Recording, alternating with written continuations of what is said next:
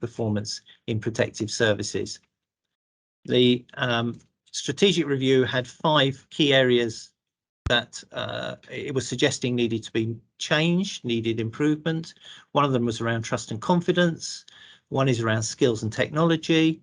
One around learning and development. One about public and police well-being. And the final one around the role of leadership in achieving outcomes. So what we are asking each of the workshops to do is to think about those 5 paradigms, if you like, within the subject matter that we're looking at, and to see what might need to be suggested. And what we want to grasp from that is good ideas, things that work, things that can be rolled out quickly. So just sort of a very quick timeline. So July, we're where we are at the moment. We're running these workshops. They run through into August, where we'll be doing some analysis on what comes out of them. So not only what happens in the workshop, but also what people tell us as a result of them. So we're looking very much for delegates to send us information about things they think are interesting, useful, ideas about what might work, places where there are projects which we can see are very positive. We want to capture all of those. When we come to September, we will produce all those together and look for cross-cutting themes from across the workshops, things that might be of benefit to an OCU, an operational command unit, or a police force to implement, and which might make a difference across a number of different fields rather than just one. We've got a senior panel who are going to look at that, chief constables, HMIC, IOPC and partner agencies, just to see what they think about it. And then next year, we're hoping to look to see if we got some plans on what's come out of it.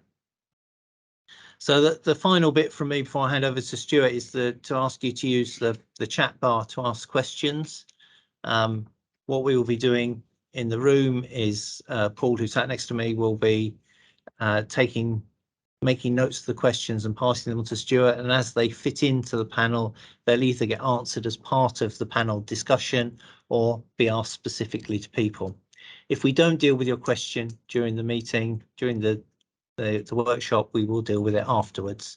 And if you've got any examples of good practice, can you send them to Conference 2022 at London Policing, which will be at the end and will be circulated. And the final thing from me is just to say that this workshop is being recorded and will be available for people afterwards. So that to do, Stuart, I'll hand over to you. Good morning, everyone. I'd like to just to welcome everyone from across the country and anywhere else that you are, and to this. We are operating from Amazon's headquarters in London, and I suppose our first comment is to thank them for the facility. You probably can't see it on screen, but there is a complete outbreak of laptops and cables that makes Spaghetti Junction look very, very simple. So what I'd like to do first of all is just ask my panelists to introduce themselves. Sadly, yesterday we were not able to get Alison Wakefield. She had to pull out for various reasons. So I would like to start by asking Michael Levy, who is an amazing academic professor at the University of Cardiff and has worked with law enforcement considerably over much of his career. Mike, I think you're online. Could I just ask you to unmute, decamera or uncamera, and put your camera on and just say a quick words of hello.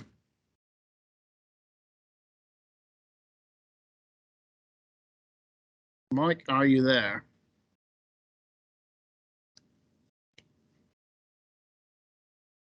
I'll come back to him in a minute. Anthony Walker, would you like to introduce yourself? Right, Anthony is also having a few issues of being able to log on. Michael is saying he can't unmute or use his camera. Can we try and resolve that for him, please? In the meantime, I've got Pete Williams on the panel, who's the Senior Consultant in Discovery and Disclosure at CCL.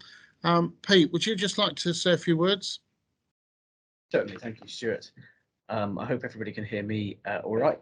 I'm Pete Williams. I work for a company called CCL Solutions Group. based in Stratford-upon-Avon. We have been helping people for nearly 3 decades with the analysis and extraction of devices, typically for digital forensics, typically for the investigation of, let's say, normal crime involved. And anyway, I specialise in serious organised crime and large financial crime investigations, making data available and manageable to people like yourselves and investigators across the country. I hope that's enough. Anybody got any questions? Any more questions? Let me know. And Gary, would you like to introduce yourself? Yeah, thank you. And again, welcome and thanks for inviting me along to this. So I'm a cybersecurity and data protection specialist. I've been involved in this area for about 30 years. I've worked for organizations large and small. I'm a consultant. I run my own business as a consultant, helping organizations implement robust cybersecurity and data protection practices. And I work with entrepreneurs, solopreneurs, so people who have very small businesses, all the way up to large organizations and international organizations. So that's me. Okay. Would you like to introduce yourself? Thank you for joining us. Thank you. Mike Riordan from Amazon Web Services. And for anyone who isn't aware, Amazon Web Services is the cloud technology division for Amazon. My role here is running a small team who look after central policing and specifically the National Crime Agency and counter-terrorism. So part of, but not all of my focus today is looking at where we consider the impact of cybercrime and fraud. What does that fund? What activity does that fund? What nefarious intent is behind some of the mechanisms that are put in place by those in those units? Good morning to everyone. Good morning, Anthony. Would you like to join in? Yeah, we'll quickly scoot around.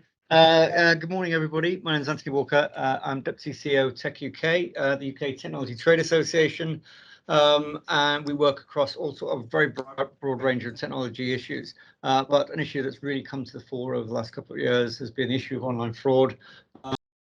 We work together with our broad membership. We've got 900 companies in our membership on a lot of issues around cybersecurity, but increasingly around online fraud, working very closely with the National Economic Crime Centre, also UK Finance and other kind of partners across the economy, really, to think about how we can take a more kind of joined up and proactive approach to the problem. Thank you. Okay, I'm going to ask Mike Levy. Do you want to come in now? And then we've got 2 City of London police officers with us who will add substantially to this discussion. Mike. Morning, everyone. Or You're evening. muted, Mike. I'm unmuted, according.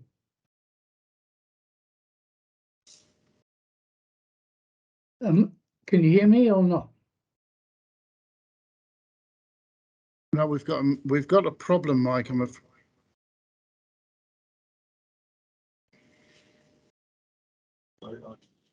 You can hear. Okay. Yep, we got you. Okay. It may not be an advantage to hear me, but you can. I'm Professor of Criminology at Cardiff, and I've been working on fraud issues since I started my PhD on bankruptcy fraud, long-firm fraud and its control of public-private partnerships in 1972. So for me, fraud is not a recent issue, but certainly the rise in fraud and in public alarm about fraud is.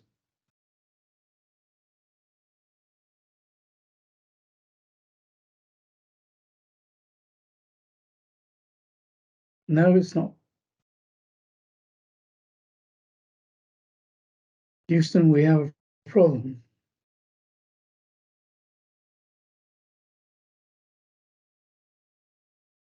We certainly do.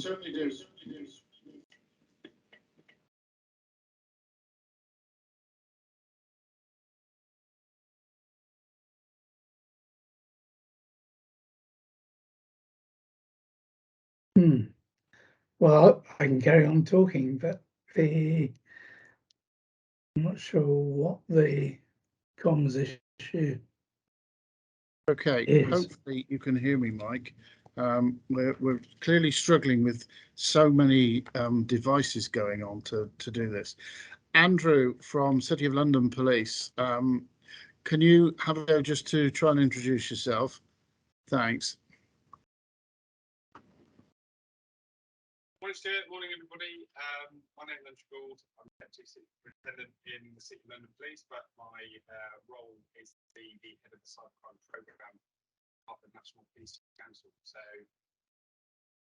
purely city role, it's all about building capacity. Defending some regional cybercrime units. We've expanded that beyond that area of defending into dark web criminality and cryptocurrency.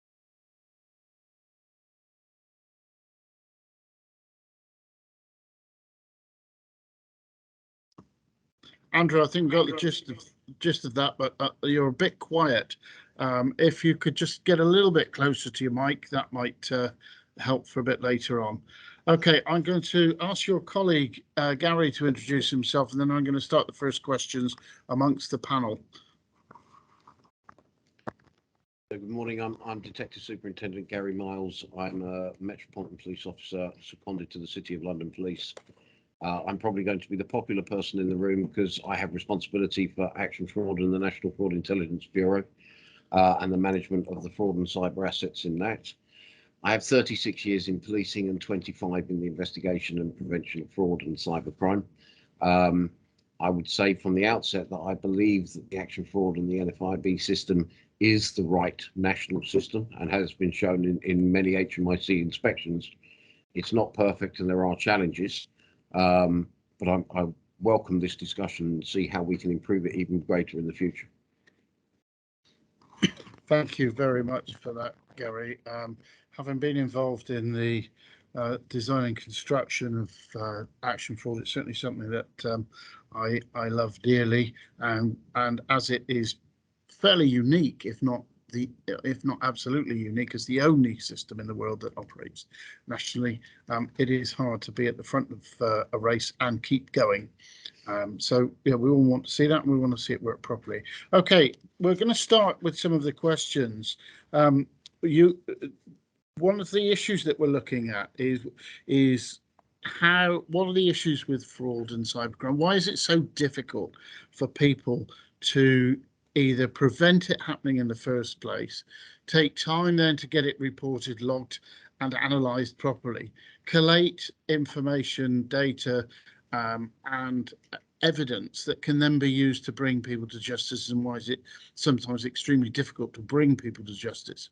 So those are the sort of areas that we want to work at, but our intention from this conference is or this seminar is to come away with 4 or 5 things that we can propose to the conference in September, that academia, law enforcement, industry, government working together, including the third sector, to try and identify how we can make this system work. Now, we're not probably talking about things that are ostensibly, the big ticket stuff. We're not saying, right, tomorrow we'll have a new police force. It will consist of everybody that works in policing in the UK. What we're after is those things that can provide some practical help to law enforcement, to industry, and to those that are able to protect themselves online, whether it's an individual or a business. So I'm going to, the first question I'm going to pose to people within the panel is, what are these issues? What do we need to be addressing now, and how can we do that? So I'm going to move to my panel on my left, and Gary, would you like to have a crack at that first question? What are the things that annoy you that we could do something about? Well, it's a as you said, it's a challenge. I think the thing I want to say straight away is that the people that I deal with, quite often the perception is it'll never happen to me. So when we talk about prevention, I think there needs to be a lot more done around education, and I think that's going to be a repeating theme, certainly from me, but throughout today.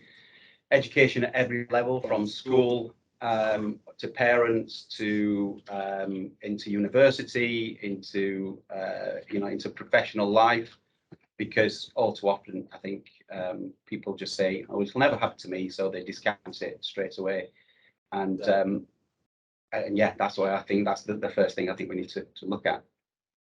Okay, I'm going to turn to City of London Police, who have the lead agency on fraud.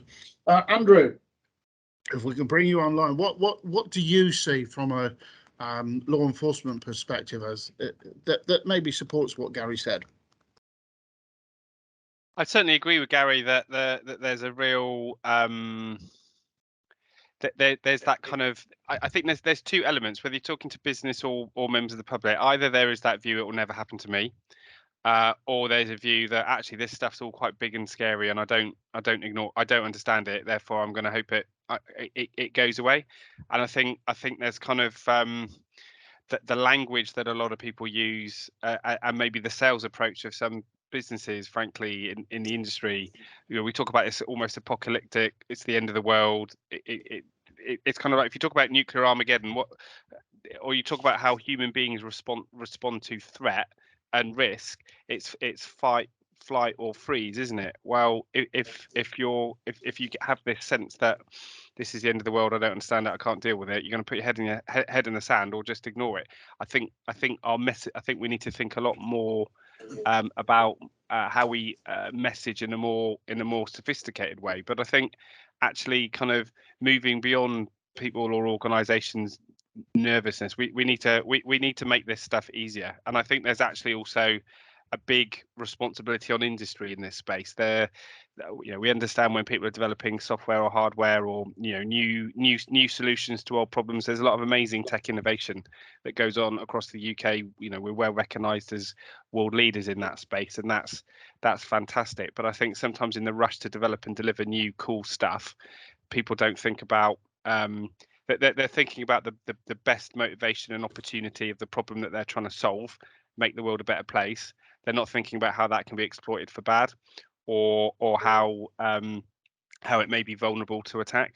So I think there's more responsibility on industry to make this stuff safer in the first place. When you buy a car, it's got working brakes, it's got an alarm, it's got locks. You don't pay for those as optional extras. That comes standard. Well, I think in the tech space, there needs to be a stronger kind of duty and responsibility to make sure the stuff is secure in the first place, and not put the responsibility on an unsophisticated consumer to secure it themselves. Some excellent points, Andrew. Can I just pick up that one thing that you said right at the beginning, which I think is really impactful, the sales approach of industry. I'll come to Tech UK if that's okay. Does industry oversell the problem in order to market their solution? But I'd sort of say which industry and which problem. I think one of the things we have to be careful about is the issues of cybercrime and online fraud, I think, are difficult and complex, because these are activities that are sort of perpetrated right across a broad range of technologies, services, both within the technology sector, but also in financial services and other places. And I think one of the challenges is that we have is the cyber criminals themselves. What they've been extremely effective at is using aspects of different services and putting them together in order to perpetrate a crime. And so a fraud, for example, the ultimate impact of fraud might be on a bank or an insurance company or something, where the criminals have extracted funds, from somebody's bank account or whatever it is. But they may have used a combination of SMS messaging, direct phone calls, fake websites, misleading advertising or false advertising. And they're all things that would have happened on different platforms and different services. And I think the big challenge we have is, how do we build a better understanding of what that end-to-end journey looks like? And then how do we help companies who run those different bits of services to work collaboratively to start addressing those problems? Because the problem is, is that a lot of companies will look at their own service and platform and be very focused on reducing fraud or cybercrime on their own platform, but they won't necessarily see certain behaviours that are actually linked to an online fraud being perpetrated somewhere else. And I think this is where the gap is today, and where we've got to make real progress. Okay, from the fraud advisory panel, do you feel that businesses sort of exaggerate the problem in order to make ends meet and sale? No, well, I'm Patrick Grackle, by the way. I'm from the Fraud Advisory Panel, and I've been involved in various sort of anti-fraud issues for most of my professional career. Prior to my time at the Fraud Advisory Panel, I was at the Serious Fraud Office. Came into much contact with action fraud and other bodies, but now I represent companies and victims in terms of fraud issues as well in my day job as a lawyer at DLA Piper. But in terms of your question as to do companies sort of trump up these issues, I don't think at all they do, and I don't think victims do either. I think it's a very complex area, and I think ultimately the points that have been mentioned as to prevention in terms of the hardware and computer tech is incredibly important for cyber attacks, and I think also in terms of prevention, individuals and companies do find this incredibly complex. Okay, taking that up a little bit, I'm just going to ask Gary from Action Fraud to just bring you in. Gary? It's to go to your original question of what are the issues. Looking at it at the high level strategic side, there's an inconsistency of language across the whole of the fraud and cyber arena, which makes it confusing for organizations and individuals to be able to understand what they should be doing and when they should be doing it. There is that issue in relation to everybody is selling a product which is the holy grail of providing cybersecurity, but actually it's, by the time it's expensive, by the time that it's out of place, by the time it's in the continuing developments, it tends not to then deal with the issues that an organization are looking for, and sometimes it gives them a false security blanket in relation to where they are because they don't actually understand what the problems are. I think that there is a competing rather than a collaborative culture in addressing fraud and cybercrime, and everybody is trying to get their words out, their advice out, their product out, rather than focusing on what we should be doing as a whole together. There seems to be an obsession with prosecution as being the only way to deal with this, particularly in face of law enforcement. I agree, we need to up our game in terms of identifying the suspects and arresting and prosecuting the suspects. But traditionally that shows not to be an efficient way of dealing with an overarching problem. Rod and Mike will probably remember when armed robbery was rife within certainly London and the UK. That wasn't dealt with by just arresting them. It was a whole societal approach to addressing armed robbery. There is definitely a societal misunderstanding in relation to the threat posed by fraud and cybercrime. One thing I would like to emphasize, we're told it's complex and complicated. In my experience, it's not. The problem here is the volume. This is not new. It's just become easier to do than it was in days gone by. And that's because of the advent of technology has facilitated the delivery methodology in order to commit these offences. So these are a number of the issues that I would say that we need to be looking at as a group, rather than as a group, individuals who have got different priorities and different objectives. Okay, thanks very much for that. I'd like to bring in Michael Levy again. Michael, have you, within the world of academia, has anybody looked at whether the threat to cyber is being oversold? Not really. I think the point is that in a proportionate way, sorry, there's a lot of bounce. In a proportionate way, it depends what part of the fraud problem you're looking at. Many people have tried to imply that, for example, if you're selling antivirus software, that will solve the problem of fraud. It will reduce the impact of some. I mean, obviously, installing antivirus software is a good thing, but it won't actually solve a lot of problems of fraud because the delivery mechanism, as has just been pointed out, are much more diverse. So I think what's happened is that people have exaggerated the extent to which their particular product is going to solve the problem of fraud. And in that sense, it's quite true. And yes, some people, including me, have demonstrated that.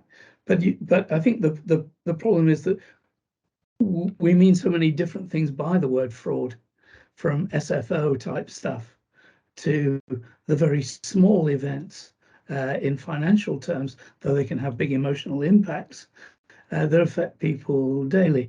Where I think, to follow on Gary's remarks earlier, where I think we need to worry is just the sheer volume of attempted scams that affect a very large number of people, and that is new. And I've been looking at this for 50 years, so I think I reasonably know that it is new. Yeah, people were not attempted to be ripped off quite as frequently and in quite as large a proportion of the population as they are now. And as Andy said earlier, that's really an important new thing that we need to find ways of combating, because it will be you.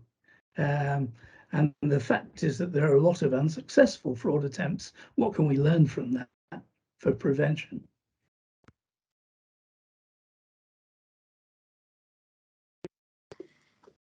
Thanks for that, Mike. One of the issues that I wanted to look at is the problem of actually collating evidence. I'd like to bring Mike from Pete, from CCL, just to talk through what are the difficulties in being able to demonstrate that someone has been involved in committing a fraud.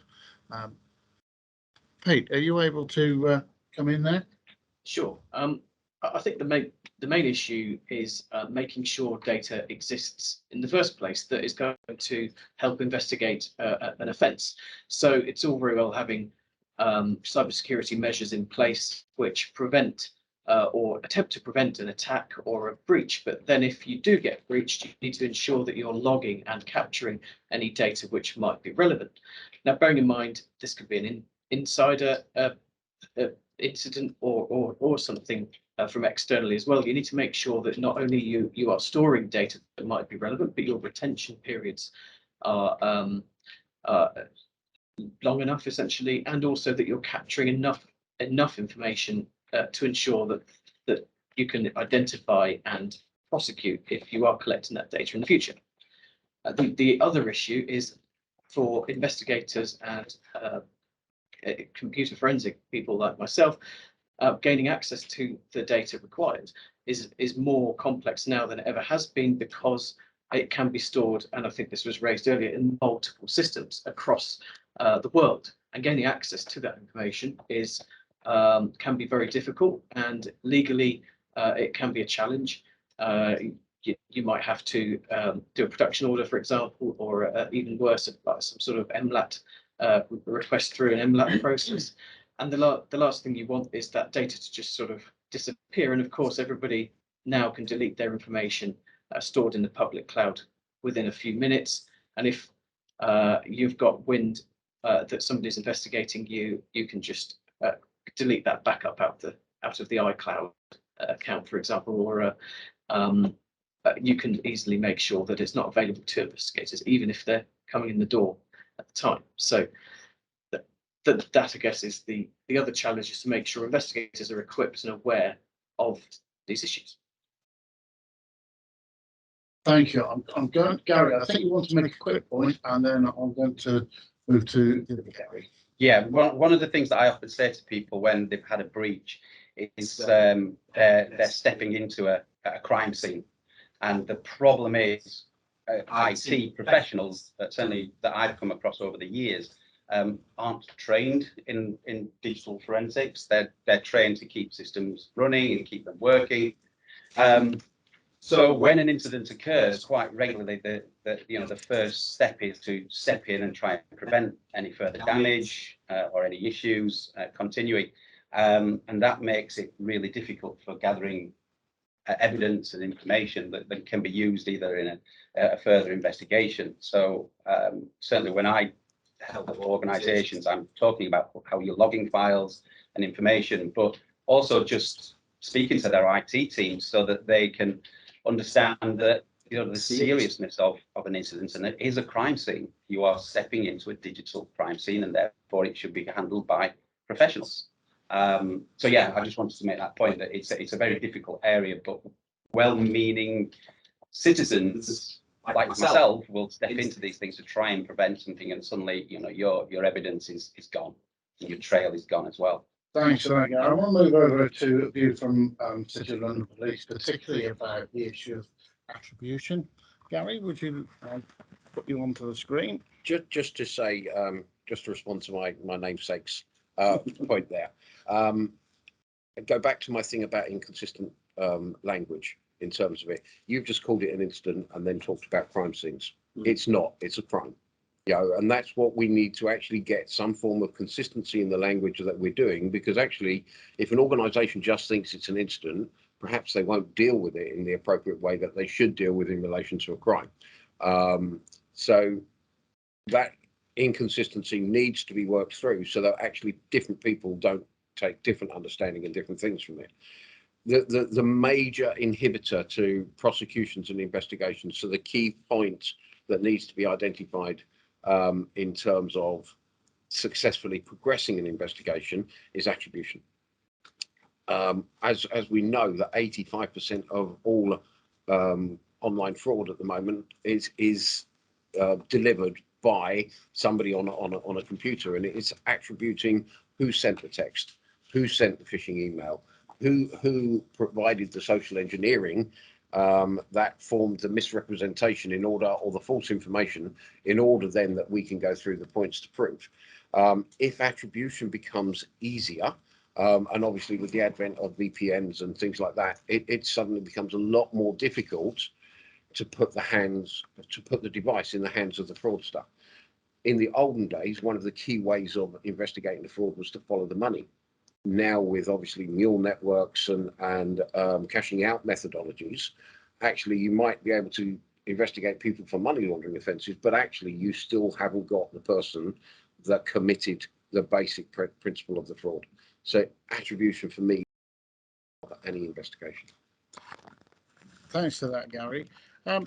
I'd just like to broaden the issue a bit. You sort of almost hinted at the reluctance of organisations, particularly large organisations, and maybe even individuals, to report things. I'd like to turn to Amazon. Is there a reluctance, do you think, of a business to report that they've had a breach, or because it may ruin their reputation, drop the bottom line? Any comments on what you think from there? No, absolutely. There's an obligation to be obsessed around our customers and to ensure that we put the protection in place and the mechanisms in place to protect our customers and protect those who use platforms such as ours, to ensure that those are protected as well. In terms of the communication of that, there's mechanisms we work through to ensure that we publish those at the right time, when that is going to inform our customers and help protect our customers. But we're always looking and listening at how we can improve that.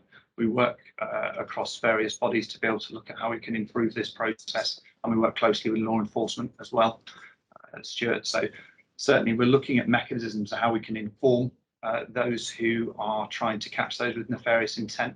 We still believe that there is a disproportionate capability within law enforcement now.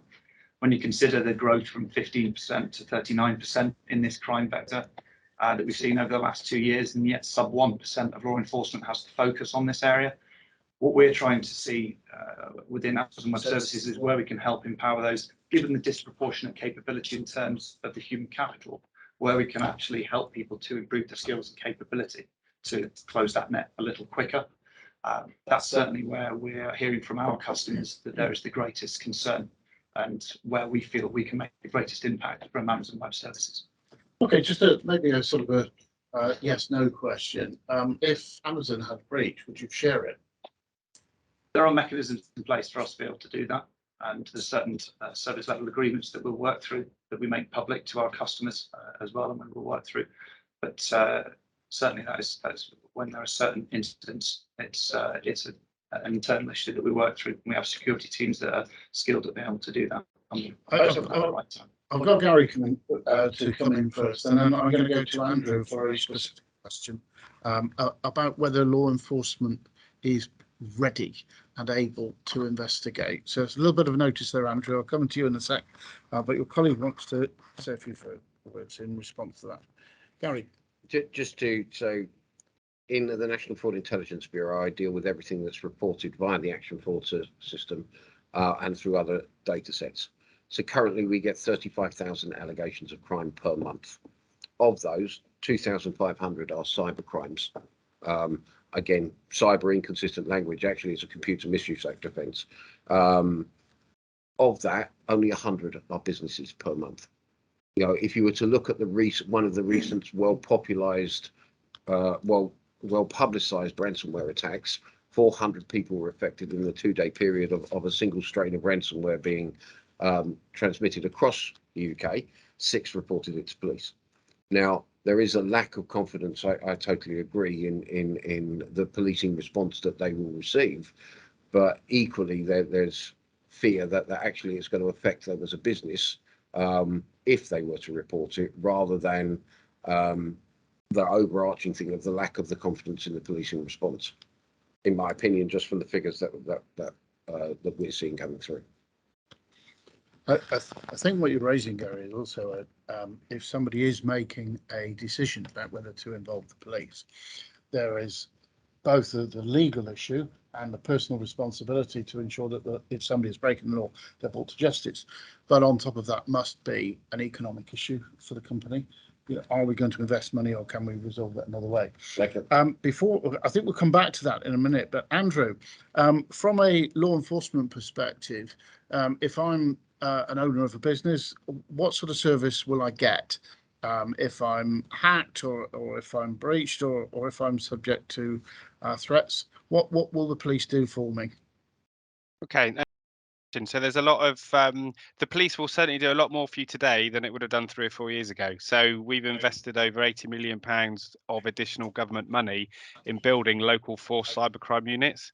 So moving on from having just the National Cybercrime Unit within the National Crime Agency and the regional cybercrime units that were built to provide a major incident response capability and investigate kind of some of the higher end organised crime threats and hostile state activity, and actually do that very well. There's some tremendous capability and some outstanding investigative work going on regionally and nationally. But actually, what the challenge for policing was, if you were the average business or the average member of the public, frankly, you were getting no service at all. And policing never decided deliberately to ignore that area of crime. No one ever made a decision we weren't going to investigate or resource that area of business. It just kind of emerged over time, coinciding with a period of austerity. And frankly, policing just looked the other way. When you compare kind of cybercrime and fraud and the perceived impact of both compared to human trafficking, modern slavery, sexual offences, terrorism, all the other areas of business that policing have to deal with, that obvious in your face or hidden harm, vulnerability, safeguarding, all the rest of it that we've rightly become so focused on, those areas were kind of cybercrime for weren't going to get a look in. Anyway, that changed at the end of 2017 when chiefs looked at the volumes of what was coming in, the level of response, and there was a recognition at Chiefs Council. All the chief constables said this isn't an acceptable level of service. So government, if you match fund, we will match fund in terms of staffing, and we will build cybercrime units in every force in the country to a nationally agreed minimum standard. And it was my job with my small team to kind of build those units to a specific standard, pay for all the kit, all the training, and because we've kind of procured and built and done stuff nationally, we've made about £10 million worth of efficiencies, but we've ended up with the best capability that I can see of any policing anywhere in the world, and probably the most joined up response. Now, there's all kind of challenges around a 43 force structure within England and Wales. You could say 19th century structures for 21st century threats, until recently tackled with 20th century IT, and that would be a fair criticism. We are not set up in policing to deal with modern criminality effectively. It's as much not resources are a challenge, but actually it's our own governance and organizational structures are the biggest blocker to being more effective across lots of areas. Now, that's a reality in my view. That's my personal opinion. Lots of people in policing will not like me saying it, but as far as I'm concerned, having worked for a long time in cybercrime and counter-terrorism, that is a fact. Now, lots of people do recognise that, and there's been some really good work putting in the right organisational arrangements to get around those challenges. So chiefs agreed back in 2017 that actually we could task cybercrime units nationally. That doesn't happen in any other area of crime. It happens in terrorism. Doesn't happen in any other area of crime where one chief officer, head of cybercrime, sat with senior officer from the NCA, can decide on the operational activity or incident response of any ROCU or force in the country. That's actually very effective. The investments that have been put into a lot of the investigative capability are very effective. The challenge that we've got is the volumes, and the challenge that we also have is also, if you think about it from a business perspective, putting members of the public to one side, if you think about it from a business perspective, it's not that people don't necessarily want to report to police or work with police, but when you're fighting to get your business back on its feet, and that ransomware attack is an existential threat to the existence of your organization, the last thing you want to be doing is talking to a bunch of cops. That is the bottom of your list of priorities. We understand that. My advice to business would be treat us as any other advisor. Find out what we can do to help. There are a lot of examples of when we've actually stepped in covertly to take over a ransomware negotiation, and we've negotiated the cost down so the company's been able to survive. We've advised people who know nothing about cryptocurrency how to get it and how to pay it. We don't advise the paying of ransom, but in extremis, if that's all you can do to survive, then we're going to give you the right advice and help to do that. So the teams around the country are set up to deal with incidents and assist. And we've also had quite a bit of success thinking about the investigations. They are very complex and challenging. Much of them are global. Evidence and suspects all over the world. Many of the main players in jurisdictions that are not particularly friendly to the UK, you won't, as everyone well knows. But there are successes, working with colleagues across Europol or the States and further afield. I can think of Conti ransomware. We were involved in making 11 arrests overseas quite recently. That didn't get much coverage in the UK, but actually the intelligence and evidence that made all that happen, working with the Romanians, came from a Met investigation. So that international collaboration works. It can work. The challenge is managing the scale and making sure we're targeting the biggest groups having the most impact where we can have the most effect, and how we do that more effectively is working more closely with industry. So one area, I'm not gonna name the companies for obvious reasons, but we're signing more and more data processing contracts and agreements with companies so we can start to share data at scale. The industry have got the biggest insight and expertise around the day-to-day threats, but we've got the enforcement powers. So if we can find a way to work more collaboratively with some within the incident response community and others, which we're doing, that opens up a whole world of activity. And going back to that Conti example, much of the intelligence and evidence that was unearthed was through working with two key private sector companies. So there are challenges. I think also, yes, it's very global, but it's as much local crime as it is global, which gives us plenty of opportunities. So in the pandemic, we saw a real shift from traditional criminals doing traditional crime. Slightly oddly and perversely, in the first lockdown, Andrew, you're making some absolutely superb points, but I want to bring a couple of other people in, if that's okay. Yeah, no problem. Michael Levy, can I just bring you in to comment on that, please? No, I think Andy makes some really good points. I think the difficulty is that the resources are only available to do quite a small number of those kinds of investigations, and they don't appear to touch the vast majority of crimes against individuals or against businesses other than the ransomware, which was a very important strategic thing. Now we can say that's a reasonable, yeah, we're all faced, even the candidates for Prime Minister are faced with some very difficult choices, and we need to prioritize. I think the difficulty a lot of people have, and this is borne out by the Crime Survey for England and Wales data and other survey data, that there are so many people who are untouched by those investigations that it often feels to them as if the police are doing nothing for their problems. And I mean, it's not obvious to appreciate, well, what are we going to do for them? And particularly the relatively small offences.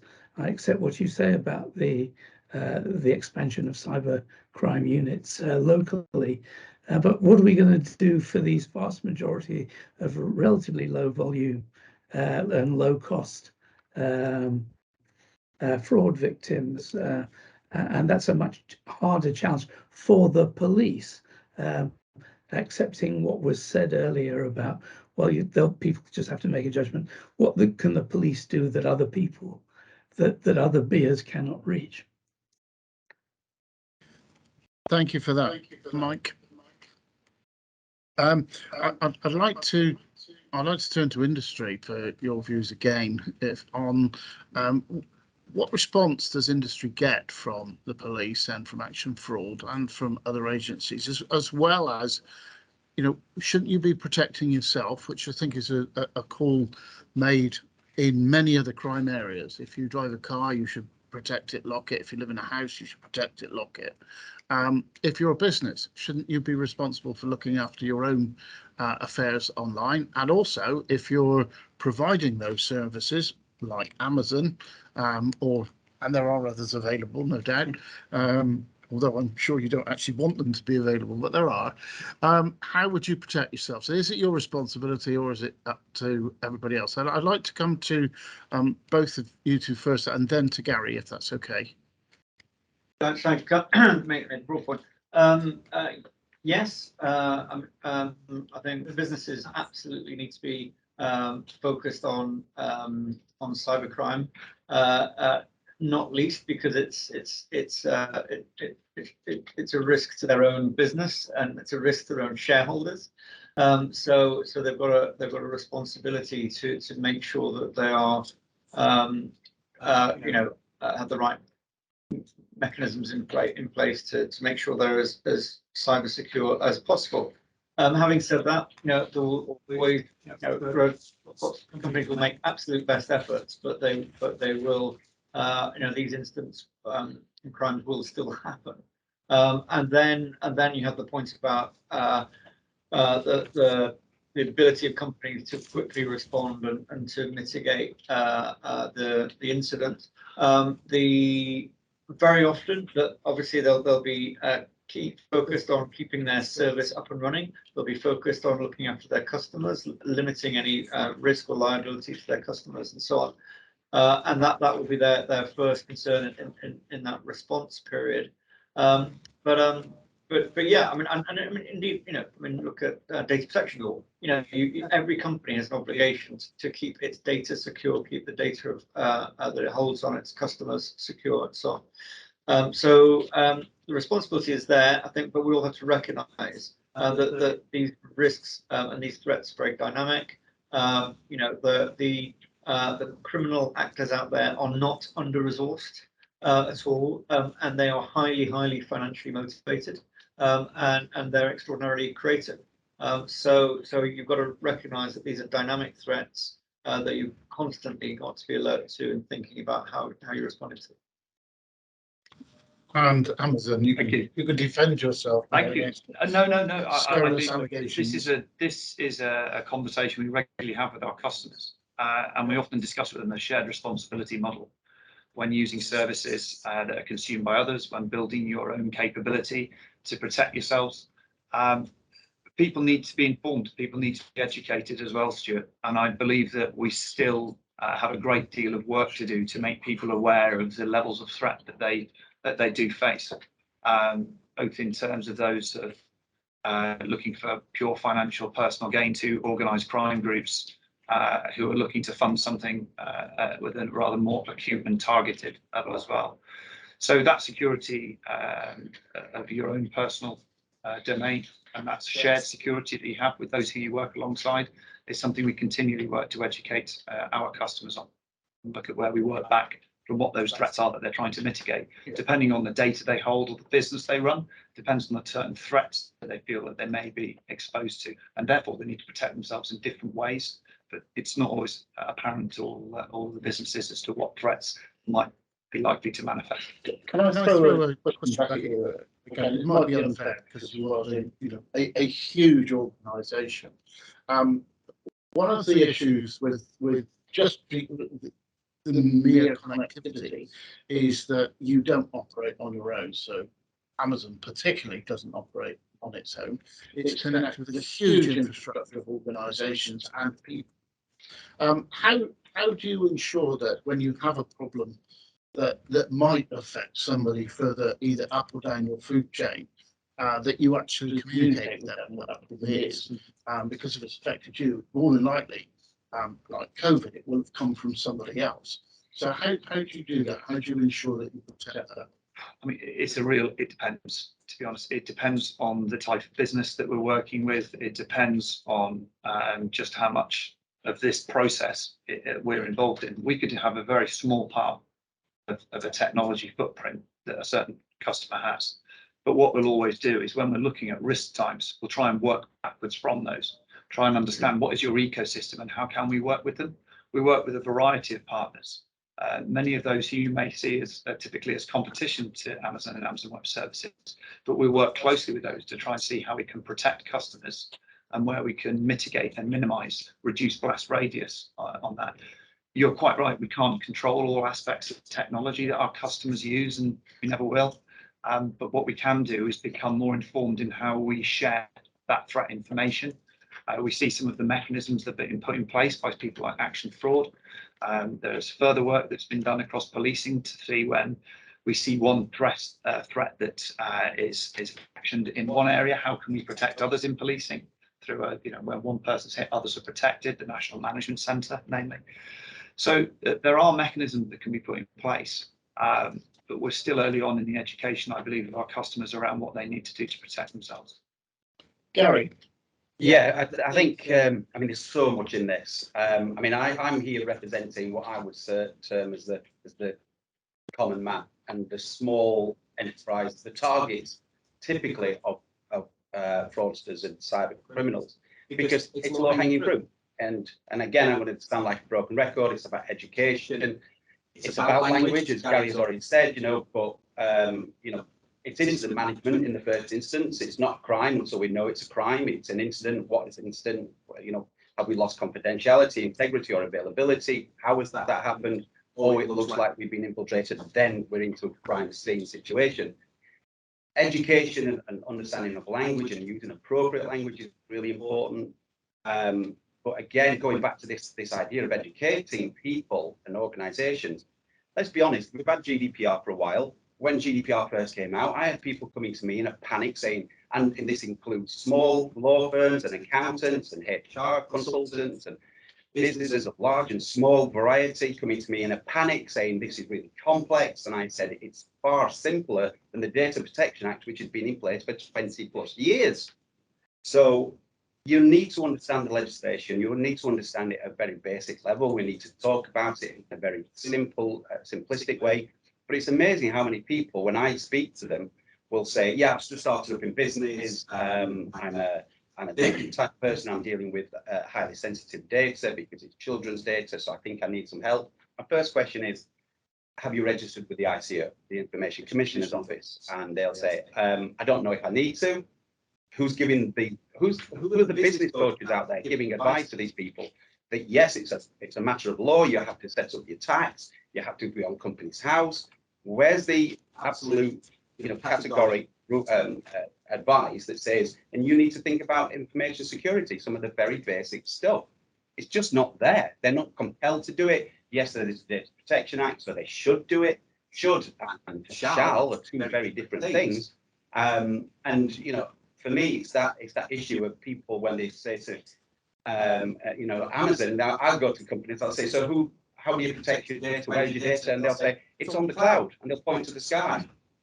And you kind of go, okay, the cloud just means somebody else's computer. So where is it? Oh, it's with Amazon, so it's secure. I'm like, yeah, Amazon. I think you had a great phrase there.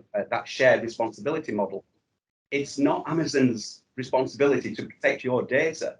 They invest billions, millions, gazillions into protecting cloud.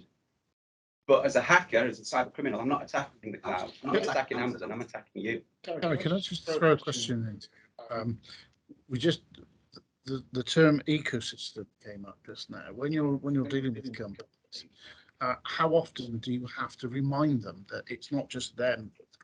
It's other organizations around them. Yeah, all the time. And again, ecosystem is it's about language a lot of the time. And ecosystem is personally, it's one of those buzz phrases that I'm doing a talk this weekend to somebody about developing your ecosystem, and it's like, can't I just talk about partnerships and relationships?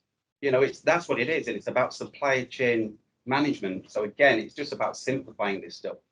And so I'll get off my soapbox now, and I promise. But one of the things you asked is some practical advice to people, to organisations, large and small. It's the same advice I give to everybody, which is you cannot protect what you don't understand. So step one, understand your data. Where is it?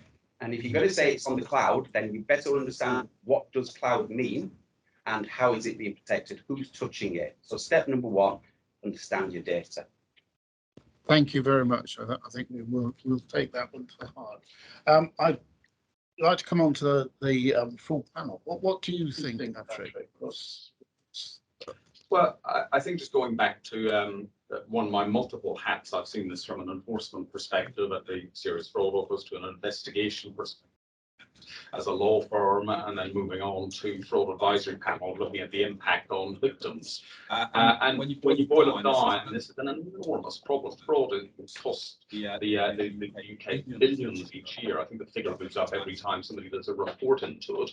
So really, there's no one single solution. It is a massive problem which has to have a multi-agency approach, because everybody bears responsibility in relation to it. I think part of it is education. I think it needs to start in school. I think part of it is that kind of preventative piece that we've been discussing, that people, organizations need to take responsibility, and they need to protect themselves and learn how to protect themselves. Then the other piece is the enforcement response. I think there's a significant underinvestment in fraud as a criminal typology, and that's been a huge problem for decades. And all the fraud units and ROC units and so on across the country have diminished in size for a number of years, and that needs to be addressed as well. I think banks take responsibility as well, because this money's flowing through banks, and they need to be on high alert in relation to this. So I think everybody needs to tighten in their belts in relation to all of this stuff to actually really make this work, and really focus in on fraud, because it's been one of these ignored problems. It's not a victimless crime.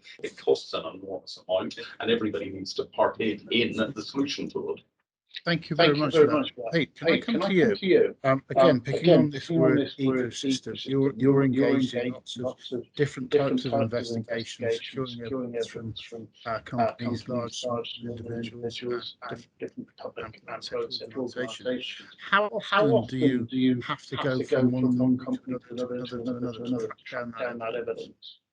I think it's in line with what Gary said a second ago around knowing where your data is. Often we'll go to a company and we will ask them, we will try and identify where the data is. So often they're not necessarily the victim of an offence, or they're not the perpetrators. They just hold data in relation to the offence. So you have to go and find out where the data is, and you speak to normal IT people, which are very good at their jobs, very good at maintaining operational uptime and ensuring that their SLAs are met. But when you ask them where is your data, they'll say, well, everybody's got a laptop and a phone, and we've got a server room.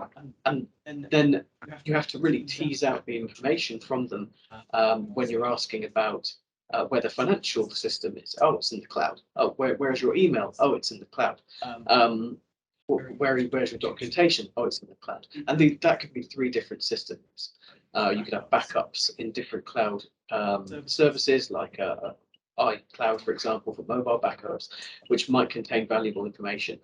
And I think that the main problem is information security and incident response is often left to the IT department, and the same people that are actually maintaining the uptime, making sure that the users' desktops and phones are working. And the problem with that is you get a bit of tunnel vision. If you only had information security people and no IT operations people, then your IT wouldn't work properly. If you only have IT operations people and no information security people, or nobody looking at it from a different angle, then you're going to have a problem. Not just with protecting against a breach or any crimes that might be committed against you, or using the software or technology that you are hosting, but also you'll have a problem with getting that evidence out and actually giving it to the police. And I think one of the questions was, is the police doing enough, or do we have to secure everything ourselves? Well, the police aren't primarily a security outfit. They don't stand outside your house to prevent burglaries. Just like you shouldn't really expect them to be responsible for making sure your networks are secure. But if you're not storing the information, it's the same as having CCTV. If you have CCTV at home, you're more likely to be able to report a crime and have a prosecution succeed.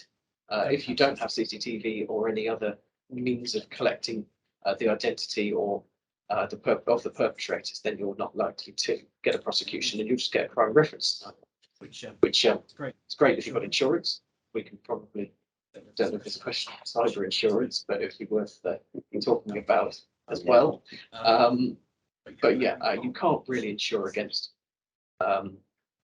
every single incident, and you do need evidence there if you really want to catch who's responsible and expect the police to do something about it. I think that's true.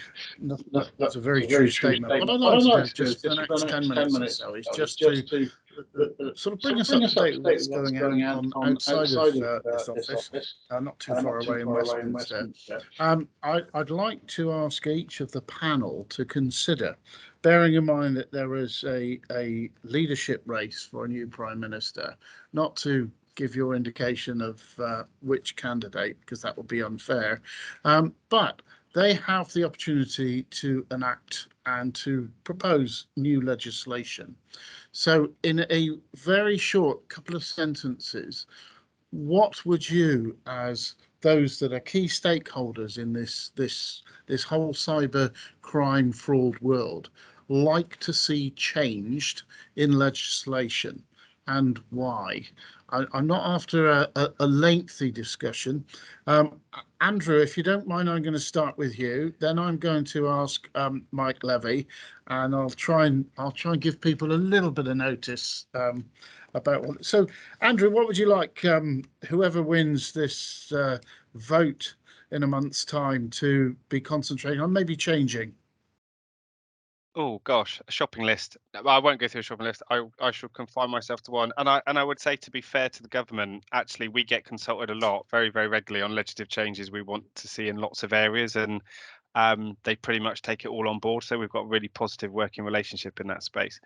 I think probably the biggest investigative challenge, and it links to attribution, is encryption and obfuscation. So anything that makes it easier, we aren't going to be able to break all encryption clearly, and I'm not sure we would actually want to be able to. So something a bit more practical around. There's currently a piece of legislation under the Regulation Investigatory Powers Act, where you can basically place an obligation on individual to tell us your password or passcode or whatever. It's completely ineffective. People just go, oh, I forgot, they ignore it. The penalties are worthless. We've had murder suspects declining to share details and getting 2 years and nearly getting away with murder. That's just not right. So I'd like to see that piece of legislation have real teeth. I would like non-compliance of supplying a passcode or a password to be an absolute offence in its own right, meaning there is no mitigation. You don't do it, you are guilty of it, and I'd like to see you get the same sentence for that as the crime for which you're being investigated. So there is the same penalty for not disclosing and letting us into your devices than there would be for the actual offence if we were able to get in, find the evidence and convict you. That's what I'd like to see. Great idea, Andrew, and certainly worthy of investigation by academia, and we'll put that down on as maybe one of our lists. Okay, I'm going to turn to Mike Levy. Yeah, well, kicking and screaming, the online safety bill did eventually incorporate some fraud issues in it. I'd like government to think harder about compelling different branches of industry, for example, telecommunications, to deal properly with SIM card sales, for example. It's always a tricky thing. What will legislation help? I think legislation would help in terms of large corporations will do things if they're threatened with sanctions. If they don't, it may be that in day-to-day relationships, and UK, Scam Smart and organisations like that are Stop Scams are probably better placed for this. It may be that in day-to-day contact, collaboration and cooperation is a better way of dealing with it. So I think you need a multi-handed scheme of legislation to require, particularly the social media companies, to have a larger proportion of their resources devoted to stopping scams and to check before they receive an advert, before they advertise something on Instagram, the most popular source of news for teenagers, to check that the company exists and is legitimate or is authorized by the FCA. And if they don't do that, then frankly, one might think about charging them with money laundering, because they're receiving money from the proceeds of crime, which is what is funding those adverts. So I think we need a big stick, but we also need a cooperative approach whereby we're not picking them up for every single thing. We're getting organizations like Jonathan Frost, who's on this call, to work with them in a collaborative way. But they won't do a lot unless they're compelled. Thanks very much for that, Mike. A really good idea there. Again, the putting the responsibility, especially within the realms of social media. I love the idea of money laundering being used. I'm not sure how that would work, but I think it's something that again is something that's worth looking at.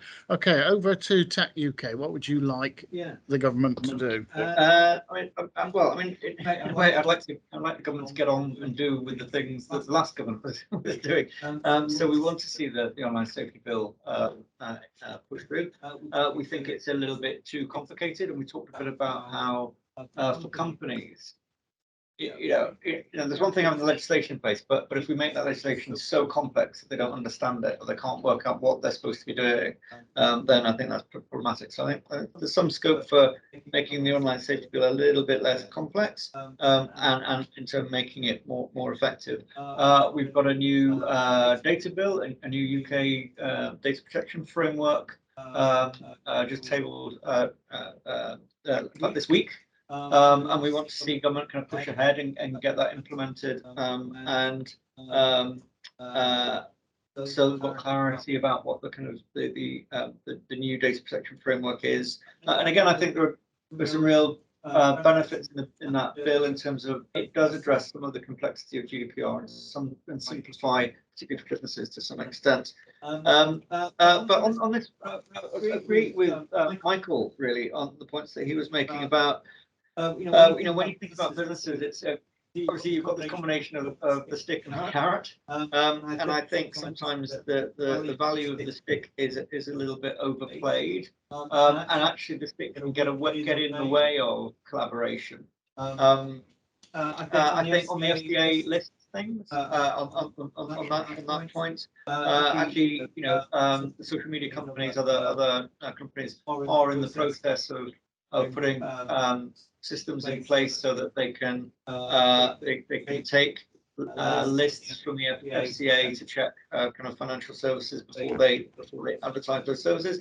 There are simple things like it'd be great if that process can be automated, so that there is the FCA has an API that means that that updated information just happens in a really simple, quick, digital way. I think we can speed all of that up. But my big message, I suppose, on this issue, from industry perspective is if you look at the scale and pace at which, particularly online fraud, is evolving, as the world becomes more digital, there'll be so many incentives for criminals to try and exploit this digital world.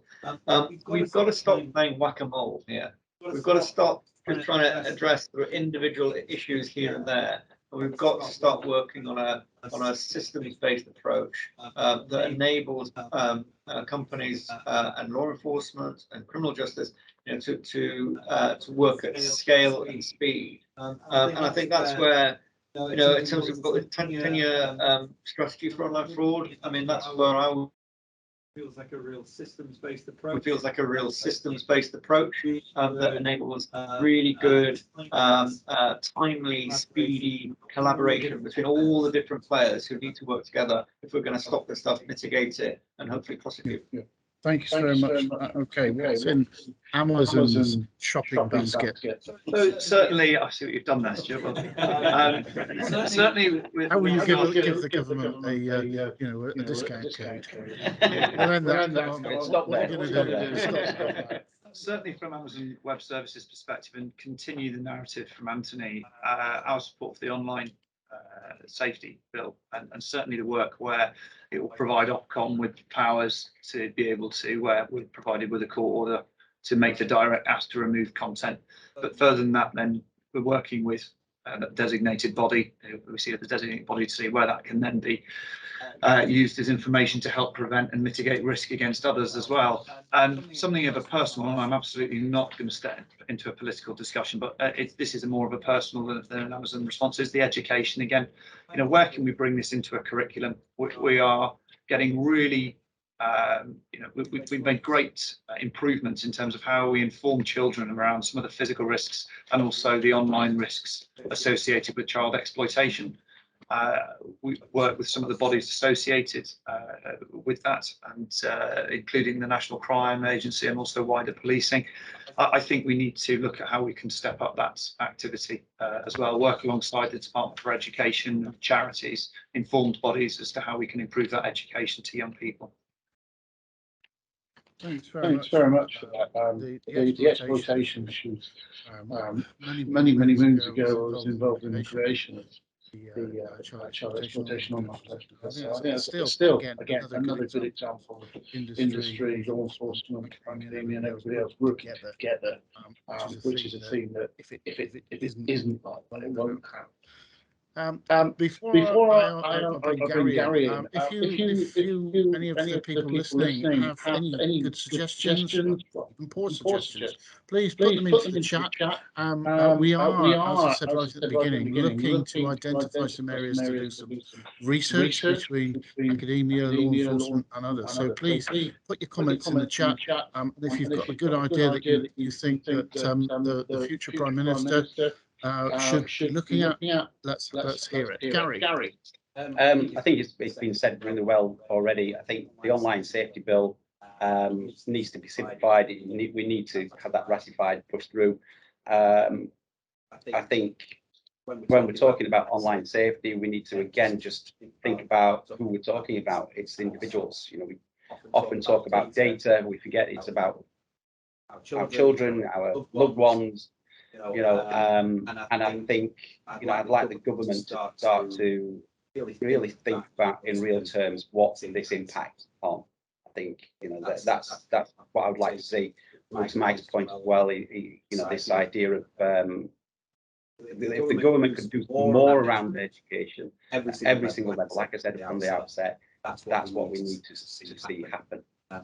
Because whilst there's lots of great little initiatives, and I am going to say little initiatives all around, there's lots of pockets of great work happening.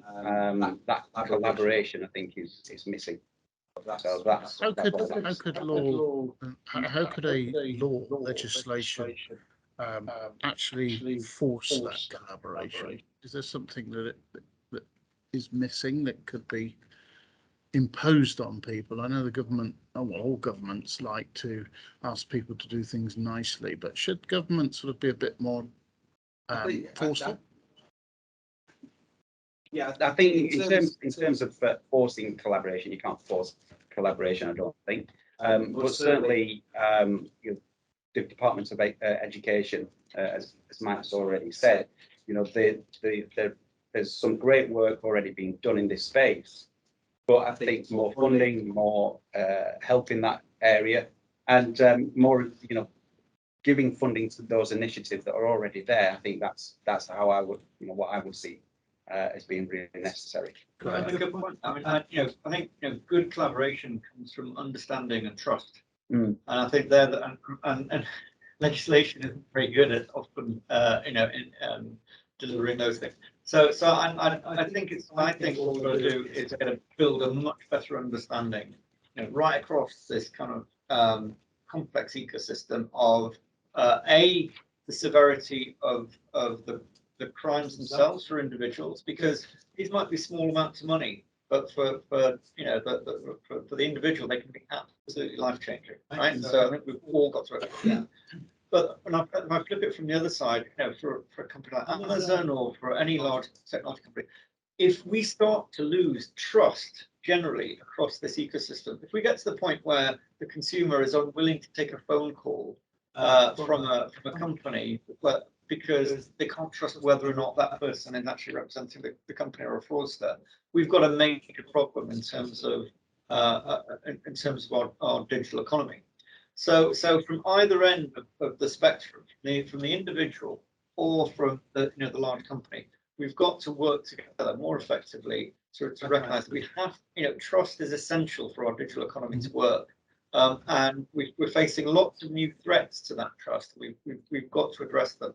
If we have that common understanding, then I think it becomes easier to collaborate because we all understand why it matters to us. And I think that's where we want to get. In other areas of public life, it's child safeguarding, for example, or in response to local emergencies, there is a legal obligation on statutory partnerships to work together.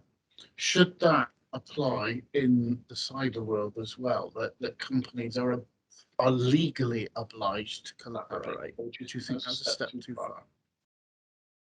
I slightly struggle with collaborate with who, I suppose. You know, Yeah. How do you start to build that into it? And also remember, this needs to be dynamic.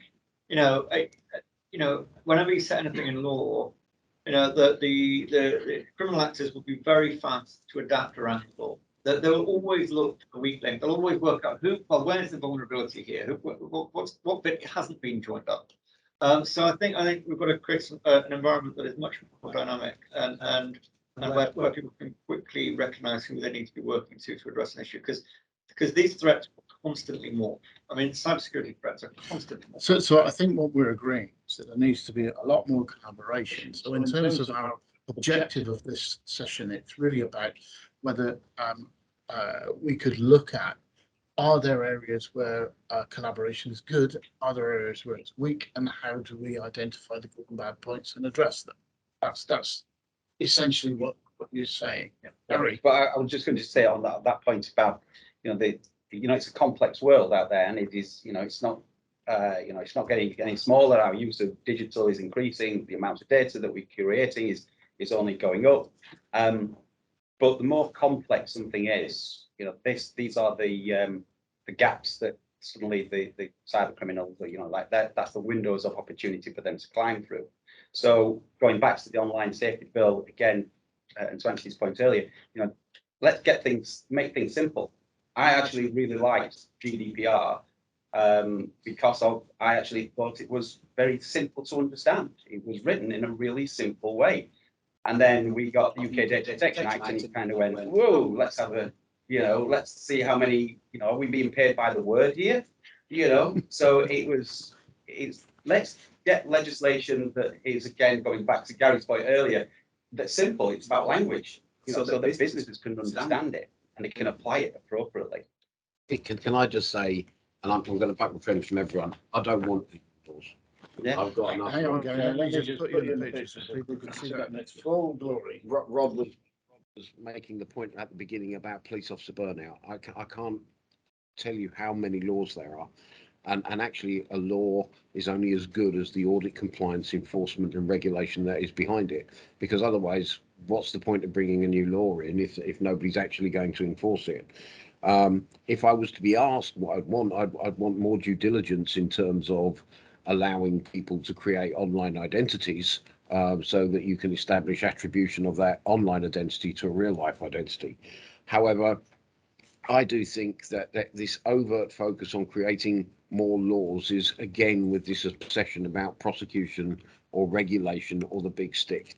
I'm not quite so sure that's what organisers or individual victims want themselves. And we need to actually look at, when Rod said right at the beginning, is achieving outcomes. He didn't see achieving judicial outcomes. He said achieving outcomes, what the victim wants. That may be repatriation of funds. It may be reimbursement, or it may be just disruption of the thing that stopped them, or stopping them becoming a repeat victim again. I think we need to focus more on what's available on the prevention side collaboratively, rather than actually just fixating on what the legal side can deliver. Gary, I have to say there was two excellent points there that I picked up. One is about the efficiency of existing legislation, whether it actually works. And there's maybe one or two points that we could pick up that in the future. I think your second point, though, I think is really true about due diligence for online identity. It isn't something that I guess. I'm going to call in Mike for a quick question on this, and then I'm coming back to Pete from CCL. Mike, are you aware of any sort of research into the due diligence of online identity? Sorry to sort of land you a strange question. No, I'm not. My dogs are probably doing an interference campaign. But I don't know of any, which doesn't mean to say that none exists. But I think I'm in favour generally of mystery shopping exercises in which we test people's behaviour rather than what they say about their knowledge. And I think that would be a good area to explore for online due diligence, so that we could get a behaviourally informed data set rather than just responses to a survey questionnaire.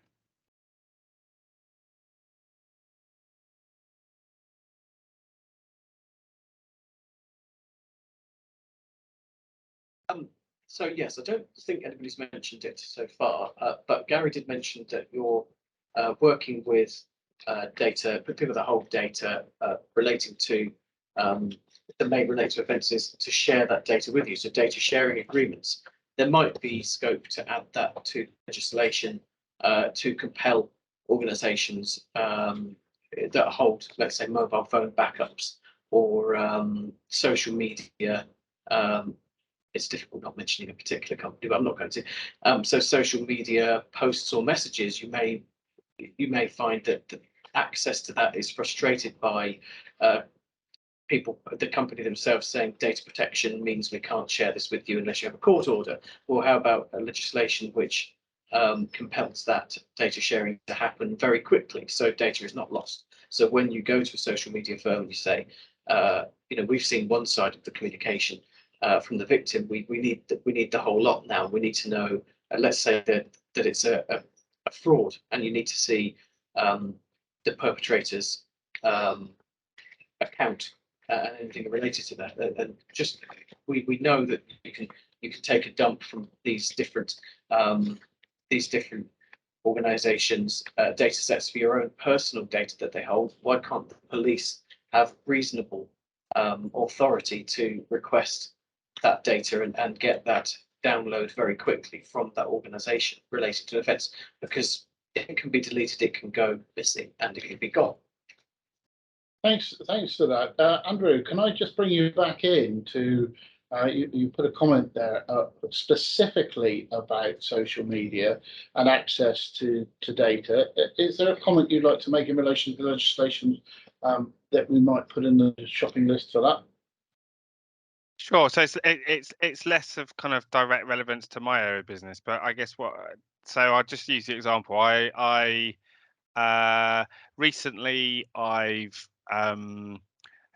downloaded a couple of apps for financial services. Very easy to download, go through some quite sensible know your customer checks using passport, driving license, whatever else, and all the other checks they do in support of all that, looking at my IP, etc. So they know who I am, they know where I am, and it took barely a couple of minutes. Well, why don't we do the same thing for social media? If you're going to post in your real identity. People would be a lot kinder on the internet if people knew who was posting and saying what. And if the companies actually did a bit of basic know your customer, when we then have to go and apply for that data when people are offending, it's going to be much easier to identify and locate them. It has a deterrent effect in its own right. And also makes investigations even easier. If it was easier to do this stuff, we'd be able to reduce a lot of that kind of. I don't want to describe it as low level crime because a lot of that kind of really hurtful, hateful, trolling and all the rest of it, harassment has real world, very, very negative impact. And it would make life a lot easier if we could reduce that and tackle it. I would like to see the social media companies being far more responsible than they have been, and they are. The technology's there to do it, they've just chosen not to.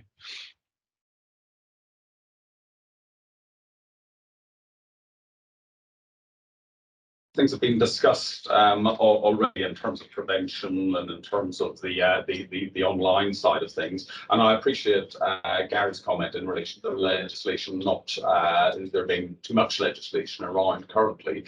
But I'm always a big fan of nudging behaviours. And I think in terms of companies, certainly the Bribery Act, I think really changed corporates' attitudes to bringing in adequate procedures, policies and procedures to stop bribery and corruption. I think a failure to prevent fraud, offence, with again imposing duties upon companies to have adequate systems and controls, or failure to prevent policies and procedures in place would be a strengthening exercise for companies. It's something which exists already in the financial services sector and works well. Another thing in terms of victims is the authorised sort of push payment fraud, which is whereby somebody has been defrauded. They have voluntarily effectively pushed across the monies from their bank account to another. I think something around that in relation to automatic reimbursement by the bank that's transferring the funds out puts more pressure effectively on the banks to nudge their behaviour to check what is actually happening going through their accounts. Therefore, those two things I think would nudge corporate behaviours and would nudge banking behaviours as well. And I think always the big elephant in the room is really funding for all of this. We need funding for prevention and we need funding for cure. It's minimal at present. Okay, thanks very much for that. I've got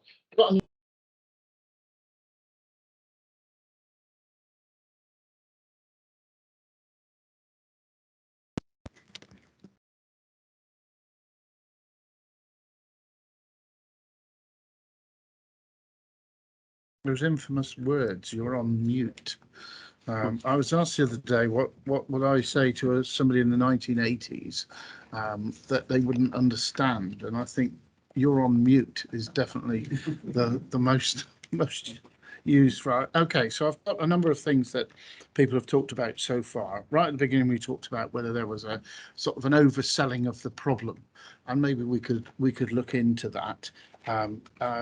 Whether it's because people want to make sales of security stuff or whatever, but that may or may not be an issue.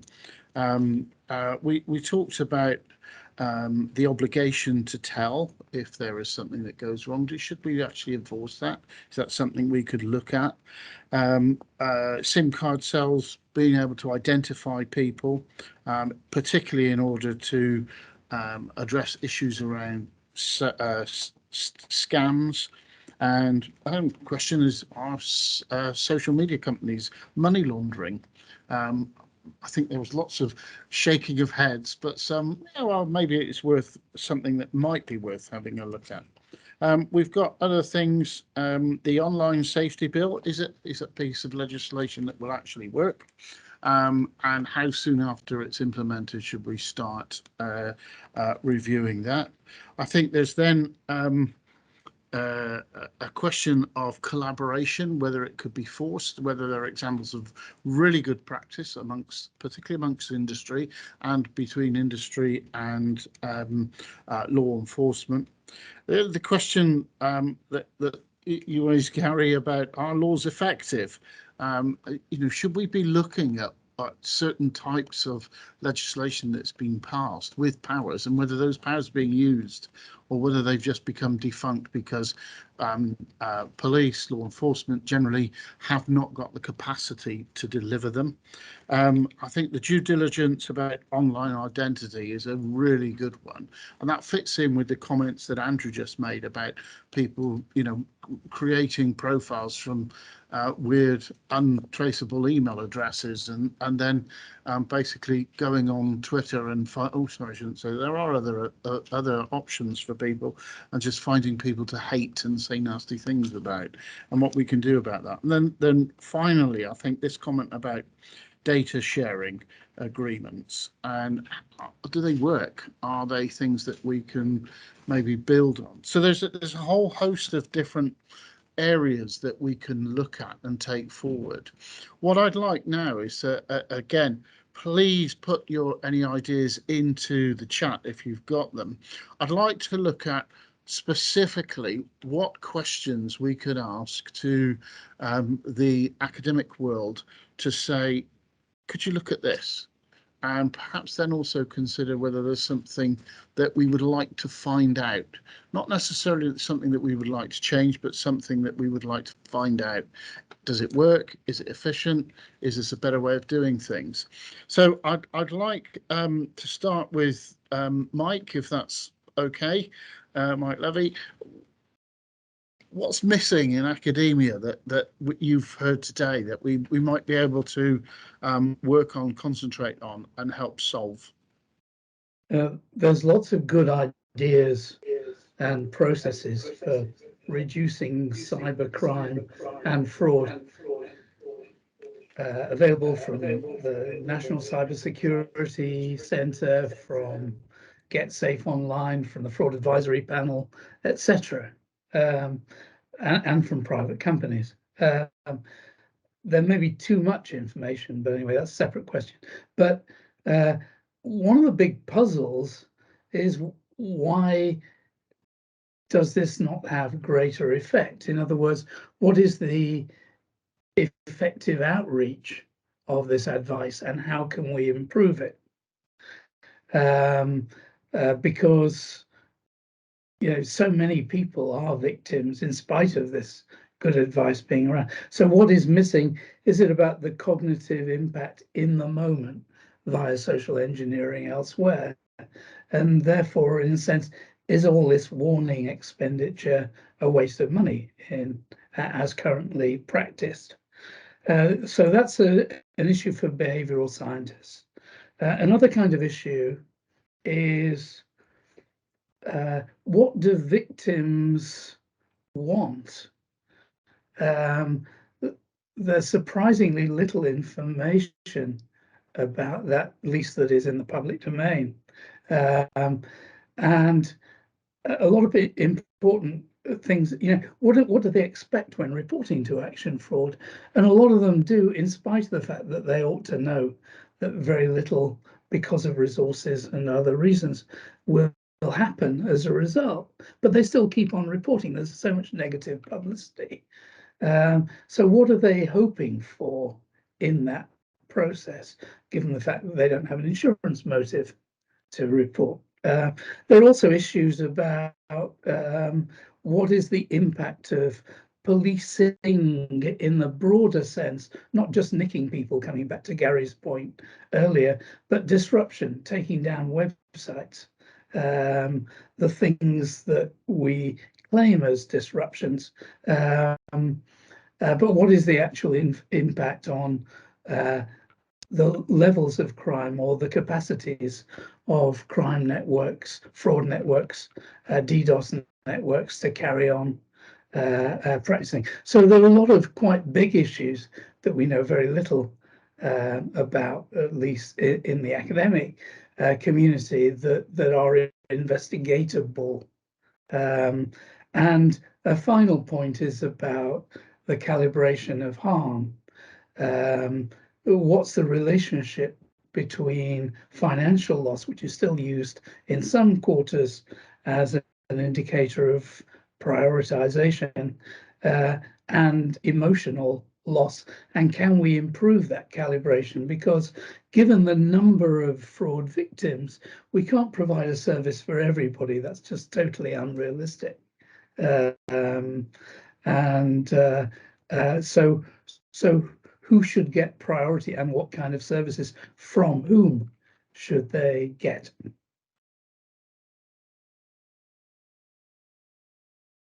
You're still on mute, Stuart, and I know that you're not a mutant. Yes, well, some people might argue with that. Mike, I just wanted to say that was some really super ideas there that we can add into the mix, and as always, your contributions have been fantastic, particularly as we were sorting out your attendance on this very late last night. So you are, and you remain, a hero of crime prevention, crime investigation, and policing generally. Andrew, no more heroes. Would you like to see investigated? I'd probably take it in a slightly different direction. Actually, I think about if you think about what would we want academic assistance on. So yeah, we've got there's enough. Our hands are full enough with the current threat, but what's the threat that's coming over the hill? Well, if anything were to keep me lying awake at night, and there's not much that does, but if something was to, it would be the threat from deep fakes. I think. I mean, everyone's well aware of the impact deep fakes can have potentially on political disinformation, undermining public confidence in public institutions. But actually, what no one's really picked up on is the potential threat to the criminal justice system. If you could no longer rely on any of your digital evidence, you haven't got a criminal justice system anymore. So how can we be confident that what we see is what actually is?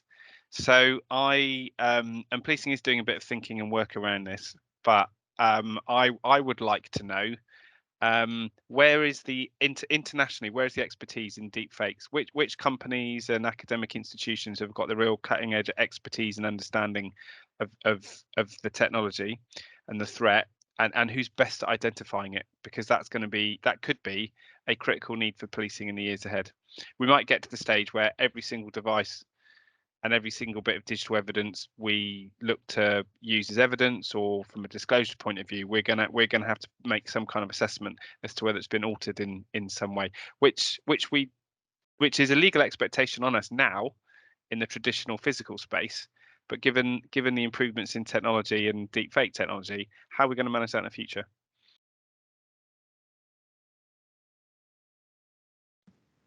Excellent point there, Andrew. Thank you very much for that. I don't want to fire it off with 10 minutes left into a debate on deepfake, but we've got that, and I would be very surprised if that's not one of the issues as well. So thanks very much for that. Okay, can we start with Tech UK? What are the, and we're going to need to keep it down to probably no more than about a minute each. On what do you think we should be researching with academia that would help? So I just come back on Andrew's point around deep fakes. I absolutely agree with him. A hugely challenging issue. And there are actually a number of companies that are really trying to work on that issue in terms of how you can identify this kind of sort of synthetic content, and how you verify between what is synthetic and what is real.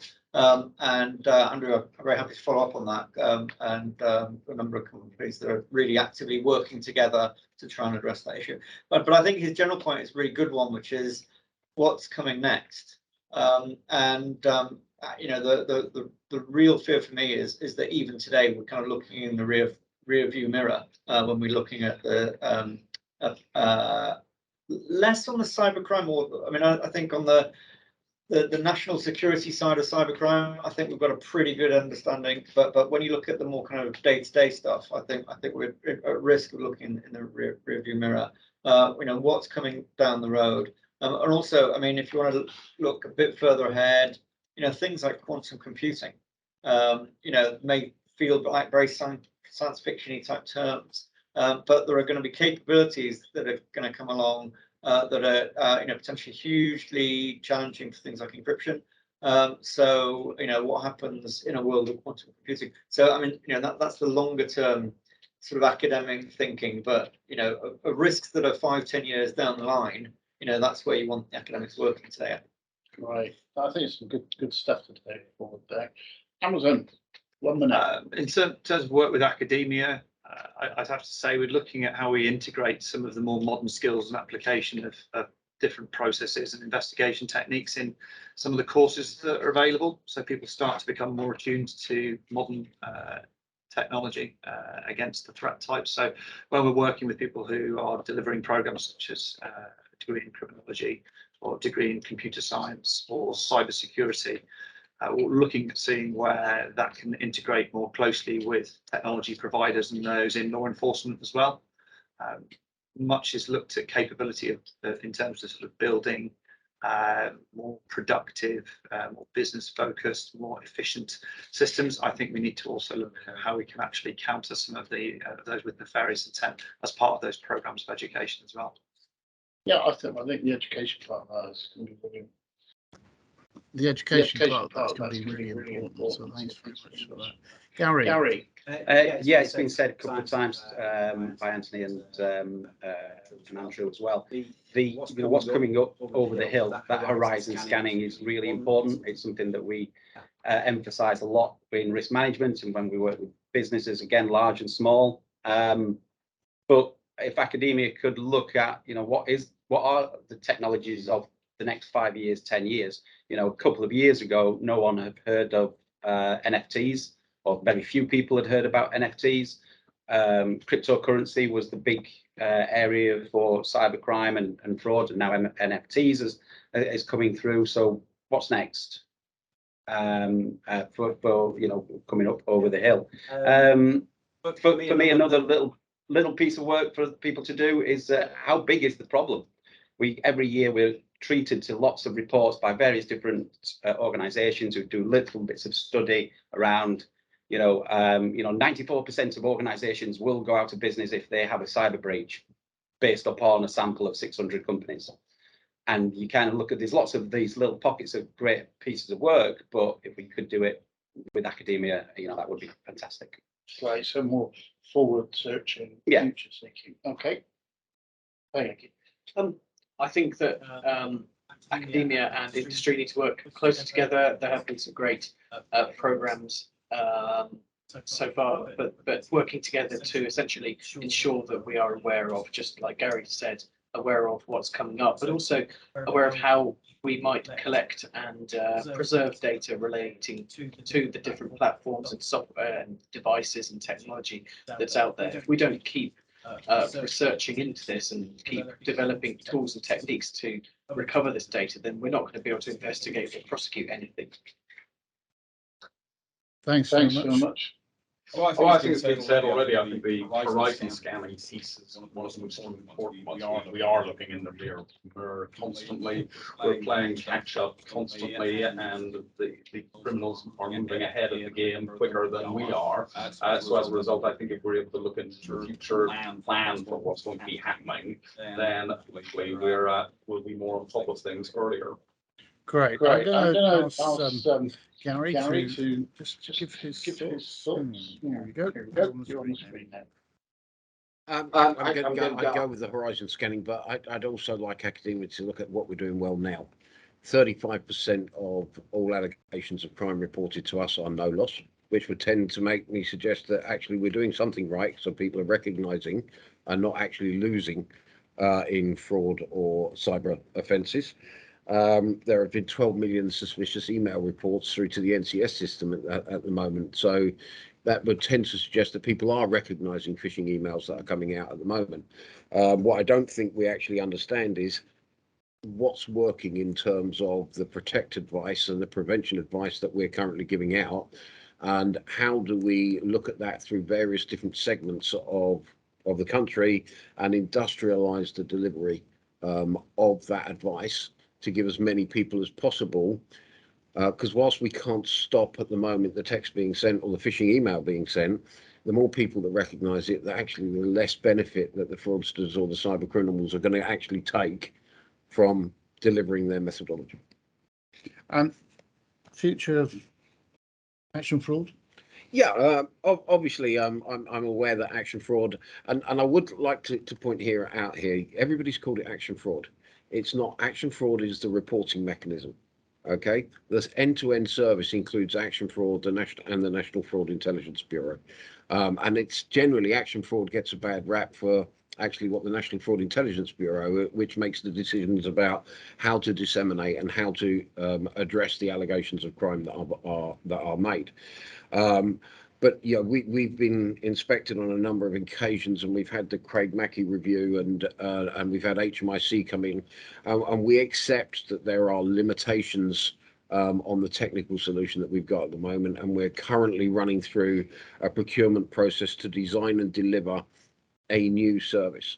But what we're actually looking at focusing on is ensuring that we take every allegation of crime and can go back to a victim and explain that something good came out of them making that report and that allegation, whether that be a dissemination to a force for a force to investigate and prosecute, or whether it means that we're able to evidence and disrupt technical enablers, or actually to identify trends and methodologies to go back and alert other people to do it. So, you know, the new technical solution will be going live in February 2024, and up until that point in time, we are doing a program of continuous improvement to make sure that we continue to deliver a good service. Thank you very much for that, Gary. We've got just a couple of minutes left. I just want to first and foremost pay my thanks to Amazon, and yes, I am a customer, as is probably everybody else in this room. So we're, as stakeholders, we're allowed to share our humour with you as much as our love. So thank you very much for providing the facility today. You will have noticed that we've not got it quite right in terms of sound and muting people. That's because we've had a little bit of feedback from some of the different equipment that we've got here. So my apologies for that, and also my apologies for lack of control of my mic throughout this. I also want to thank every single one of the speakers who've given up their time today, many at very short notice, particularly to Michael Levy, who is a good friend and a massive ambassador for what academia can do to help us. So thanks for stepping in there. Thank you for City of London Police for being open with us and for sharing ideas. And thank you to the rest of the team for absolutely superb contributions. We've got a lot of stuff to take away, and we will be sharing that with you at the conference in September. So I'm going to pass over to Rod just to say a final words and close the session, I hope. Thank you. Thanks, Stuart. And I'm not going to go through all the thank yous again because Stuart's covered those really well. I just want to, there was one big takeaway from me about this whole conversation this morning, which I'm really going to reflect on, is this, where do the frontline cops have the conversation about these issues that would enable them to be better prepared to engage with people, give better trust and confidence? Looking at initial training for police officers, they have about 1 day, I think, on cyber digital crime out of their 3 years worth of training. So there's a massive shortfall, I think, in preparation for them. And if we really want to make a difference around trust and confidence, we've got to get them understanding these. So like Stuart said, thank you very much. For those of you who are interested in public protest and what we're doing, we're taking that forward next week. If not, please have a look for the conference in September, and we'll be sending you out details. Thank you all for your time and take care. Bye-bye.